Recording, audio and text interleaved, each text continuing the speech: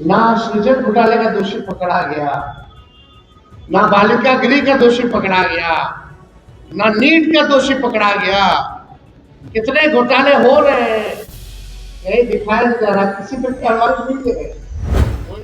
जो लोग हमको या हमारे पार्टी को या हमारे नेता लालू जी को गाली देते थे, जातिवाद के नाम पे, परिवारवाद के नाम पे, भ्रष्टाचार के मामले में, आज नीतीश मिश्रा जी को भी मुख्यमंत्री मंत्री बनाया गया। ये सरकार जो चौड़ा करके बोलती कि महिलाओं के लिए है, महिलाओं के लिए है, हम आप लोगों से जानना चाहते हैं क्या 33% महिलाओं को मंत्रिमंडल में रखा गया है? क्या 33% का आधा भी महिलाओं को मंत्रिमंडल में रखा गया है? कथनी और करनी में साफ साफ दिख रहा है कि नेताओं का, इनकी सरकार का। अब आप समझ जाओ ऐसा सरकार बना है तो उम्मीद आप लोग छोड़ ही दीजिए, कुछ नहीं होने वाला है। हाँ, इस प्रेस कॉन्फ्रेंस के बाद 2-4 और एनकाउंटर हो जाएगा, बुलडोजर चला दिया जाएगा, एक आध नोटिस हमारे घर पे आ जाएगा, हमको भी फिर पुराने इलेक्शन आचार संहिता के मामले के केस में कोर्ट पहुंच जाना पड़ेगा। यही सब होगा और क्या होगा, यही न्यूज चलेगा, लेकिन हमारा 14 करोड़ बिहार का भला नहीं होगा। बिहार में मुख्यमंत्री पर कितने आरोप हैं और हमारे इस प्रेस कॉन्फ्रेंस के बाद 2-4 विशेष जाति के लोगों को इनकाउंटर कर दिया जाएगा। हमारे इस प्रेस कॉन्फ्रेंस के बाद राष्ट्रीय जनता दल के कार्यकर्ताओं पर FIR किया जाएगा। तेजस्वी यादव ने आज प्रेस कॉन्फ्रेंस किया, उस दौरान उन्होंने बिहार में 6 महीने के बाद सरकार गठन करने का बड़ा आरोप लगाया।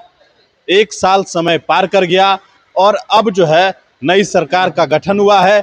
अब इस सरकार में कोई उम्मीद नहीं है कि कोई कुछ काम कर सकता है। तेजस्वी यादव ने इस पूरे मसले को लेकर बड़ा आरोप लगाया है और साथ ही यह भी शंका जाहिर की है, जब हमने सवाल उठाया है तो हमारे लोगों पर गोली चलेगी, उनको मारा जाएगा, साथ ही साथ हमारे ऊपर केस मुकदमा भी किया जाएगा। क्या कुछ कहा है आप खुद सुनिए। कि पुराना कोई मुद्दा नहीं, गुंडा राज, जंगल राज। आप लोग जाइएगा, वीडियो हम डालते हैं अपने सोशल मीडिया प्लेटफॉर्म पे, या अखबारों में लाल रंग से रंगा हुआ, कहां कौन सी घटना नहीं होती, लेकिन मेन स्ट्रीम मीडिया में इसका कोई जिक्र नहीं है। यही हम लोगों का सरकार होता, अनडीप की घटना हो गई होती तो क्या होता?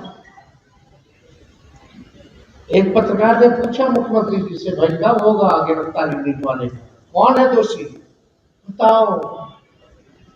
ना सृजन घोटाले का दोषी पकड़ा गया, ना बालिका गृह का दोषी पकड़ा गया, ना नीट का दोषी पकड़ा गया।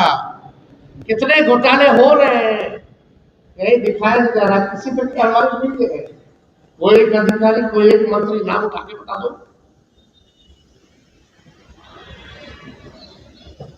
यही है क्या आप लोगों के सपनों का बिहार, हम लोगों के सपनों का बिहार?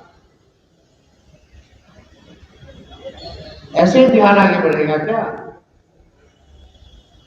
कैसे बढ़ेगा? कोई विजन नहीं, कोई रोड मैप नहीं, कोई इच्छा शक्ति नहीं, कोई सच सुनने का साहस नहीं करता इस सरकार में। विधानसभा में माइक बंद कर दिया जाता है, गुल जुलूल विधायक सब जीत के आ गया, जितवा दिया गया है सबको, हुआ करता रहता उनको काम नहीं।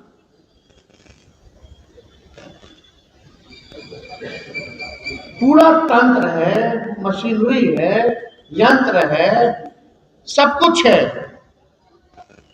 फिर भी ये लोग कुछ नहीं कर पा रहे बिहार को आगे बढ़ाने।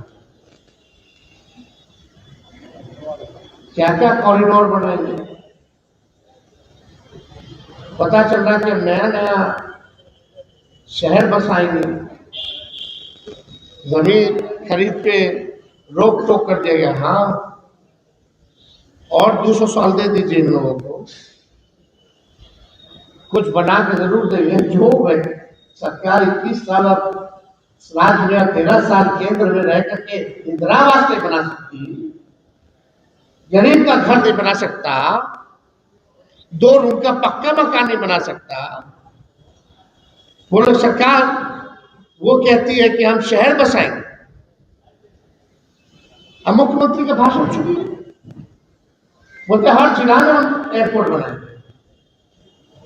अरे भैया थोड़ा डीजीसीए पढ़ लेते हैं, उनका गाइडलाइन क्या है। हर जिला में बनेगा तो एयरपोर्ट चलेगा कैसे?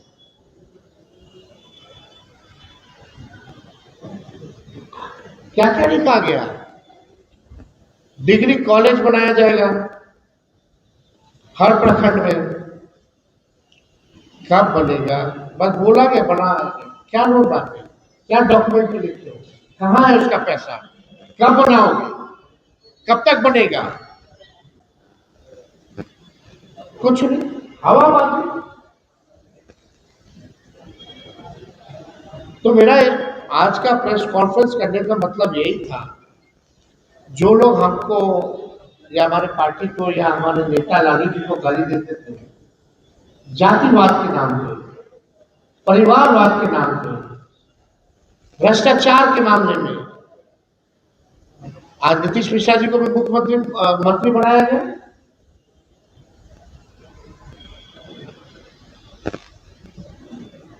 तो वो तो चारा चोर नहीं होंगे, लेकिन गाली तो हम लोगों को सुनना है। तो आप देखिए, महिलाओं की ये बात करती है सरकार, ये महत्वपूर्ण मुद्दा है। बोलते महिलाओं का आरक्षण नहीं पास होने दिया, नहीं पास होने दिया। हम तो बोलते 50% करो, लेकिन उसमें भी रिजर्वेशन रखो, ओबीसी का, ईबीसी का, एससी का, एसटी का। लेकिन कल आप लोगों ने मंत्रिमंडल देखा गठन होते हुए, ये सरकार जो चौड़ा करके बोलती कि महिलाओं के लिए है, महिलाओं के लिए है। हम आप लोगों से जानना चाहते हैं, क्या 33% महिलाओं को मंत्रिमंडल में रखा गया है? क्या 33% का आधा भी महिलाओं को मंत्रिमंडल में रखा गया है? और जो महिला जो मंत्री है, ज्यादातर उन्हीं को परिवारवाद की है, महिलाओं में से।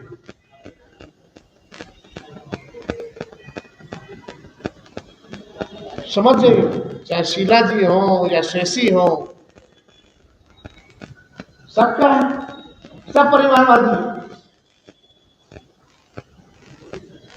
ना 33% दे पाए मंत्रिमंडल में, ना उसका आधा दे पाए, और जिसको बनाया वो भी परिवारवादी। कथनी और करनी में साफ साफ दिख रहा है इनके नेताओं का, इनकी सरकार का। अब आप समझ जाओ, ऐसा सरकार बना है तो उम्मीद आप लोग छोड़ ही दीजिए, कुछ नहीं होने वाला है। हाँ, इस प्रेस कैंसिल के बाद 2-4 और एनकाउंटर हो जाएगा, बुलडोजर चला दिया जाएगा, एक आध नोटिस हमारे घर पे आ जाएगा, हमको भी फिर पुराने इलेक्शन आचार संहिता के मामले के केस में कोर्ट पहुंच जाना पड़ेगा। यही सब होगा और क्या होगा? यही न्यूज चलेगा, लेकिन हमारा 14 करोड़ बिहार का भला नहीं होगा। उन लोगों से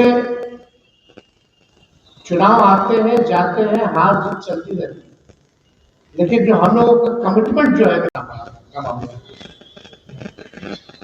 मुख्यमंत्री पे कितना अब जल्दी खत्म होने वाला है। वो अपना ऊपर से सारा आरोप वापस लेने वाला, केस रफा दफा होने वाला है। आप परिवारवाद को मंच बनाया गया भाजपा ने, लेकिन आप उसका विरोध कर रहे हैं, समर्थन करते हैं? आप परिवारवाद को बने तो समर्थन करते हैं? हमने बोला जो बोलना था, समझदार समझ रहे हैं, जनता अपना फैसला लेगी। सर शिक्षा मंत्री जो बने हैं उन पे 420 का आरोपी है, और उसके अलावा कई आरोप हैं उन पर। जो शिक्षा मंत्री पूरा आप निकाल के देखिएगा तो कौन ईमानदार है वहाँ? सब जातिवादी, परिवारवादी और अपराधवादी। और कोई है क्या मंत्रिमंडल में, बताओ?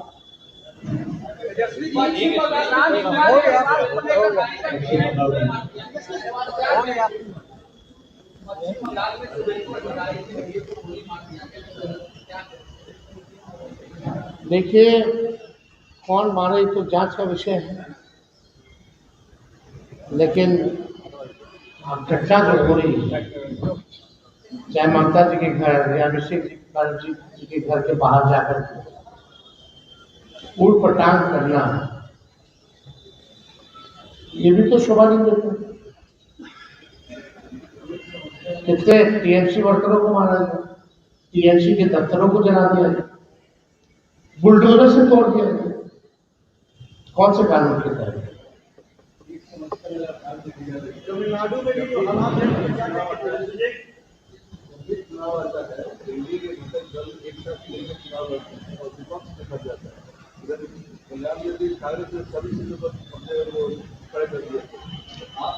आप टीएमसी, आप बंगाल का बात करें, TMC electoral party alliance Congress की नहीं है। हम एक इलेक्टोरल अलायंस में नहीं, वो विचार के साथ है।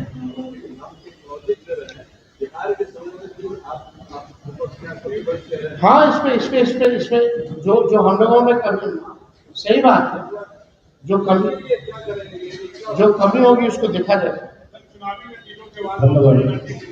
Last question.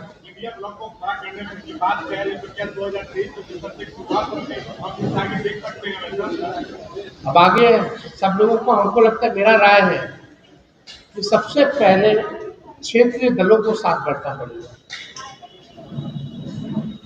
और क्षेत्रीय दलों को साथ बैठ करके जो सबका राय होगा उस रोड हिसाब पे हम लोग को चलना।